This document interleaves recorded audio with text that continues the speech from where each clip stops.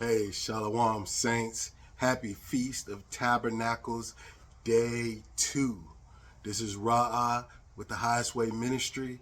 I greet you in the name of the Heavenly Father, El Elyon, the Most High. And I just wanted to share a few scriptures with you today. Hopefully you're not too busy out fishing or enjoying the festivities, barbecuing. I want to catch you before, you get busy with activities. And over the next 6 days, what I want to do is share with you a series of passages that I put together, and in hopes that during this time of tabernacling, it helps us grow as couples, intertwining with each other, if that makes sense. So what I'd like to do is talk to you about relationships, right? And when you're out here tabernacling and you're outdoors, it's one thing if you and your spouse cannot get along with each other indoors. Well, when you get outdoors, you will definitely be challenged in ways that you may have never thought of. So I want to put some scriptures on your mind to remind you of what it is about each other that makes us one. Like, what is it about us coming together that can withstand anything? Like, what is it that we saw in each other when we decided to get married in the first place, right?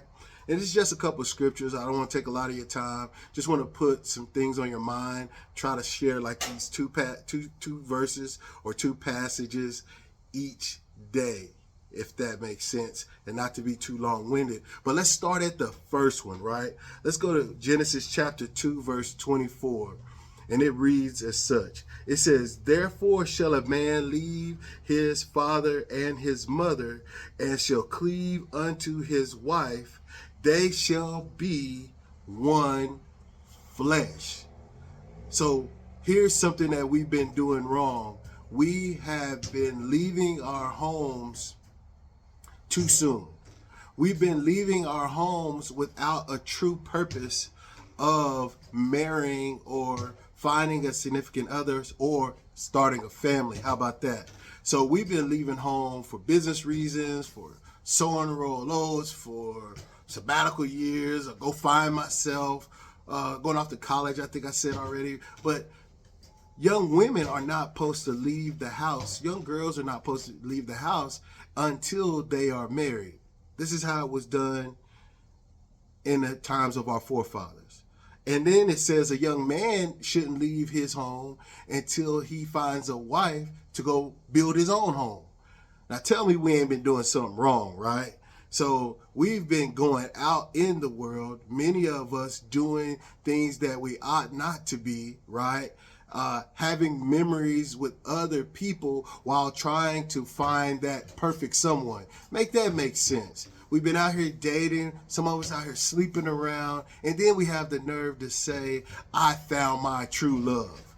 Well, what do you call those other people you were with? If this person now you want to marry, you want to settle down, right? Does it make sense that our churches are full of women looking for that special someone?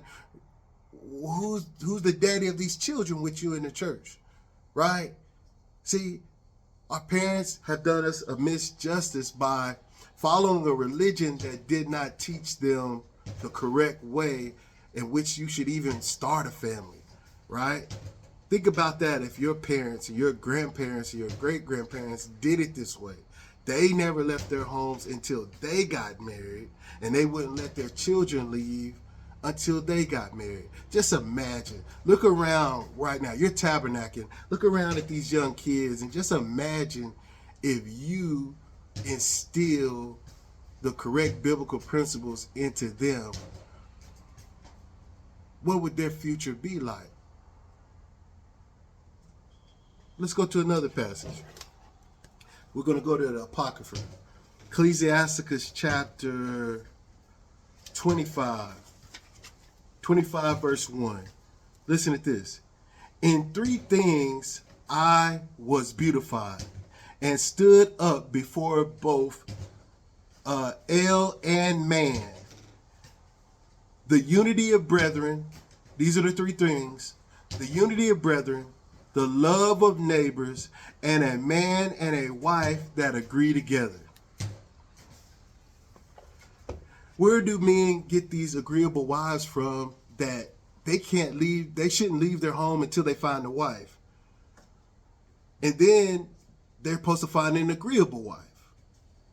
I think if we find and we pair up more agreeable wives with stand-up young men, we'll have less divorces. Then we'll have better families, and we'll actually have families out trying to tabernacle instead of women out with their children trying to fend for themselves. Does that really make sense? I mean, somewhere out there, there's young ladies trying to tabernacle and keep the commandment of the Most High, but there's no husband. There's a tent somewhere that there's a single mom with her kids trying to make it in the wilderness. Where's the protection? Where's the covering?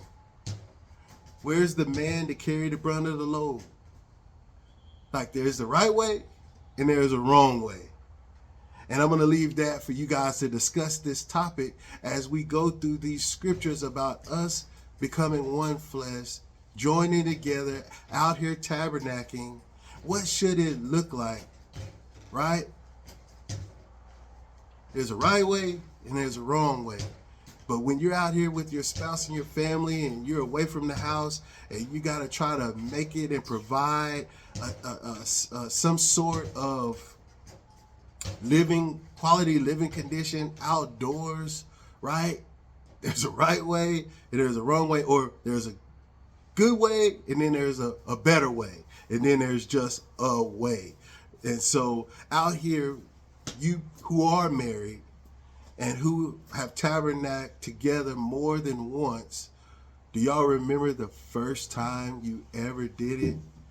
Like, some of us have never been outdoors before. You've never been camping before.